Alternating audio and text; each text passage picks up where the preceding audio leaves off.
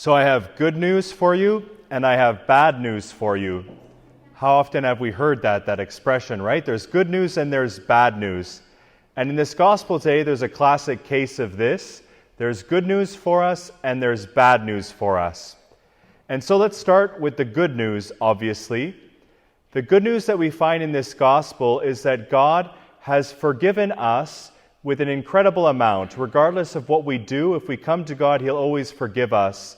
God ultimately pays off a debt that we could never hope to repay for ourselves. The main message of this gospel ultimately is that God's mercy is endless, it's boundless. And this comes across so clearly in the parable. So central to the parable is about the incredible mercy of God. And we hear about kind of two situations. I'm going to start with the first situation, and then we'll get to the second situation shortly. But the first situation we hear about is this slave who owes his master an incredible amount. And in some translations, it says that the slave owes his master a large sum. A large sum. This is kind of like the understatement of the century. Here in what we heard, it says that he owes him 10,000 denarii. So denarii at Jesus' time is kind of a measure of weight that's used to measure a precious metal like silver or gold, and it's a lot of this silver or gold. So some people would estimate that 1 talent, which is kind of what we're at play here with, 1 talent is 150 years of labor for a laborer. And that this slave owes his lord or master 10,000 talents. So if I did my math correctly, this slave owes his master a debt that he couldn't pay off after 150,000 years of work. So it's an astronomical amount. He has no kind of hope of paying it off. And we see, of course, that this Lord is God, and God is incredibly merciful to this slave. When this slave comes to him, God forgives him this debt that he could never pay off after 150,000 years of labor. God forgives it. The master ultimately forgives it when this slave pleads for help. This teaches us ultimately about the boundless mercy of God, that all of us do things really through our sins. We harm ourselves, but we harm others, and there's some harm to God's creation. And when we come to God asking forgiveness, this gospel teaches us that God will always forgive, God will show mercy, God will heal us.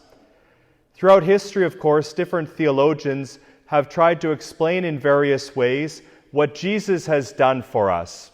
There's many ways to explain it, but one way of explaining what Jesus does for us that is kind of relevant to today's gospel comes to us from St. Anselm, who lived around the year 1100, something like this. So St. Anselm described the great deed that Jesus does for us, the forgiveness he makes available for us, using a kind of analogy that is kind of based on the feudal system. So at St. Anselm's time, of course, the feudal system was very, very prevalent. And in this system, if you harmed someone or offended someone, the punishment that you had to pay depended on the status or rank of that person. So imagine for a moment that you were a serf, sort of lower on the feudal system. If you offended another serf, the debt that you had to pay wasn't as great, and this debt could be monetary or you could be put in prison. But it'd be a short time if you offended someone of equal or lower rank. If, however, you were a serf, someone of low rank, and you offended the king, then this debt that you had to pay became astronomical because you've offended someone of such a higher rank. So this was kind of the way that the world worked at the time of St. Anselm, and he uses this kind of like an analogy to describe sin and ultimately the mercy that God makes available for us through Jesus. So St. Anselm would say that in sin, we offend someone who is of infinitely greater status than a king, God himself. And ultimately, this debt we have to pay because of this offense to God is something that we can never hope to repay. Ultimately, as this gospel says, 150,000 years of labor could not repay this. St. Anselm then uses this ultimately to highlight the beauty and the goodness of Jesus, that Jesus Christ, being true God and true man, is in a position to pay off this debt, to reconcile us with God. Ultimately, Jesus, being a human being, can pay off this debt that human beings owe to God. But Jesus Christ, being true God, ultimately his sacrifice is of infinite value. So Jesus then can become this mediator between God and between humanity. This then is the good news of the gospel today, that God is incredibly merciful to us. We all sin, we all fall short. Maybe our debt is not as large as this person in the gospel. However, God is always there to forgive us, to heal us, to bring restoration. This then is the good news. Let's go on to the bad news, and it's not all bad news. But the bad news ultimately is that if we don't forgive, we're kind of in trouble. That ultimately forgiveness is expected of us because God is so merciful to us. If we want to live ultimately in God's kingdom, we have to forgive. And this here we see that this same slave who was forgiven this astronomical amount, 150,000 years of labor, comes across kind of a fellow slave who owes him 100 denarii. And so 1 denarii was more or less 1 day's wages. So this other fellow slave owed him 100 days' wages. It's not nothing. It's not like he owed him $5, like a cup of coffee or something like that to repay.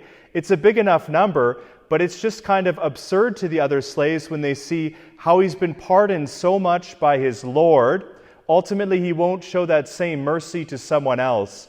And of course, with this kind of rationale, Jesus is giving us motivation to ultimately forgive other people. Jesus knows that forgiveness can be difficult for us, of course. Sometimes it can seem near impossible. But one motivation Jesus gives us for forgiving others is to remind ourselves ultimately of the mercy that God has shown us. When we remember that we are all in that position of that servant who've been forgiven and shown so much mercy by God, so much mercy by others as well, it can become easier to show mercy to those around us. It's kind of like this story I heard once.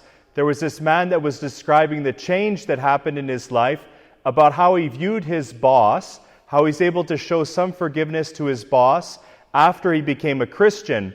So he's explaining to his friend that before he became a Christian, he was so offended by his boss, he didn't like his boss, he couldn't forgive his boss. And he said, even if my boss had passed away, I could never go to his funeral.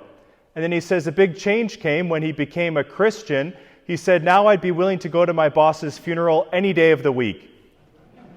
So anyway, forgiveness ultimately as Christians is something for us that we're called to do, not kind of in a way of this employee with his boss, but ultimately forgiveness is something we're called to do because of what God has done for us. So ultimately then, the gospel is good news. Jesus kind of gives us a bit of motivation to forgive, but Jesus knows that forgiveness is for our benefit. Ultimately, when we forgive other people, we release kind of the pain or the burden or the hurt that they have on us. And I think we need to be clear that forgiveness is not the same as healing. Sometimes we can have this confusion. We can think, I can never forgive this person because I'll always have hurt feelings for that person. And that might be the case in situations where great harm is done. We'll always feel pain, perhaps, when we think of that person. But forgiveness ultimately is handing them over to God, placing this person in God's hands. Even if we still feel pain, that healing might take ultimately a lifetime. But when we hand them over to God and to God's mercy, when we show mercy to them, it's for our benefit as well, because then we can begin to heal. When we forgive someone, we kind of release the grasp that they can have on us. So today in this Mass, then, let us give thanks to God for the boundless mercy that He shows us, that God ultimately is revealed in Jesus Christ to be boundless in His mercy, in His forgiveness. Let us be inspired, as the Gospel calls us to be, to transform the mercy that God shows us into the capacity to show mercy and forgiveness to others.